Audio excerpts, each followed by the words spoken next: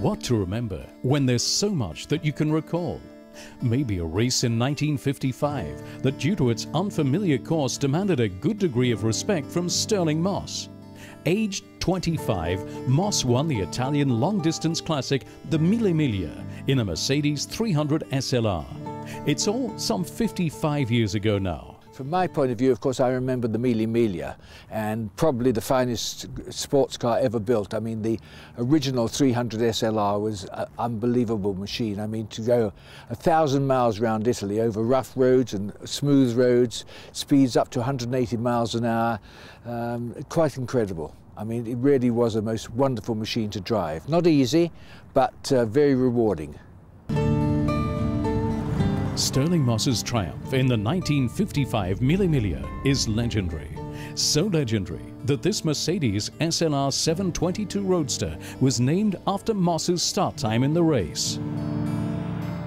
Now, the reason it's called 722, people don't really understand this other than it's a fantastic car. It's because my car started at 7:22 in the morning. In other words, 22 minutes past 7 a.m. The flag dropped and we went down the ramp in Brescia and then started on the event. And luckily I was a lot younger then, and you know, the adrenaline gets going, because when you start catching other cars, you see them on the road. I mean, we're talking of 700 cars to pass.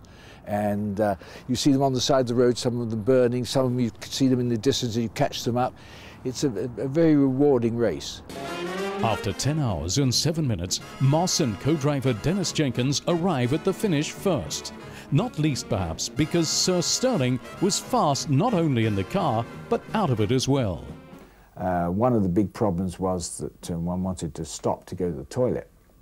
Well, of course, we came screaming into Rome, only to find the Italians had built these whacking great big grandstands. And, you get out of the car, there's nothing you want to do in front of 10,000 people except stand there and have a pee. So I had to run around the back of the stand. And I remember coming back to the car. It only took me, I think, 1 minute, 4 seconds or something, and the car was already fueled, and they'd done the oil, and they'd cleaned the screen, and got the thing already, changed the wheels, and off we went. I think I'm right in saying we stopped for the whole event. We were stopped for less than 1.5 minutes. In 1955, Stirling Moss became a factory driver at Mercedes-Benz and a teammate of Juan Manuel Fangio. He made the decision to swap the Maserati for a Silver Arrow during a test run at Hockenheim, where he experienced German efficiency in every way. Probably what impressed me as much as anything was that I had a black face because of the inboard brakes.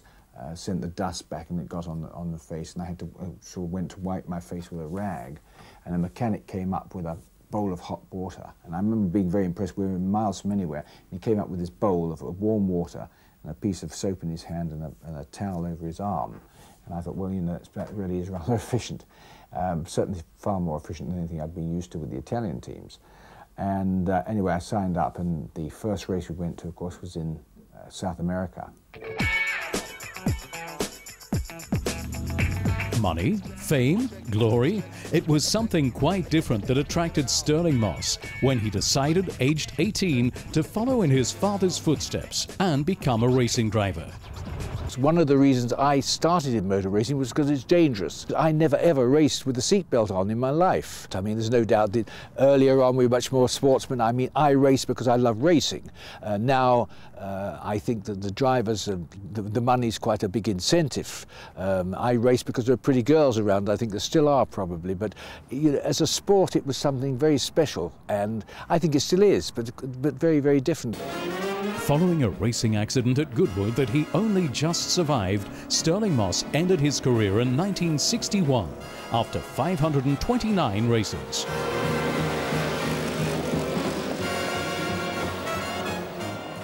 Here I was at 32 years of age, and suddenly I've got to earn a living. I mean, I've been paid to enjoy myself every week, up till then, racing, and now I've got to make a living, so that came as a big shock.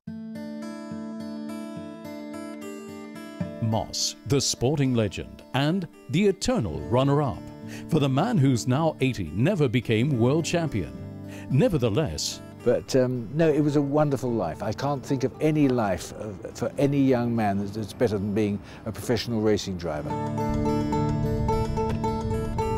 Recollections of a gentleman driver who's regarded to this day as one of the greats of the sport.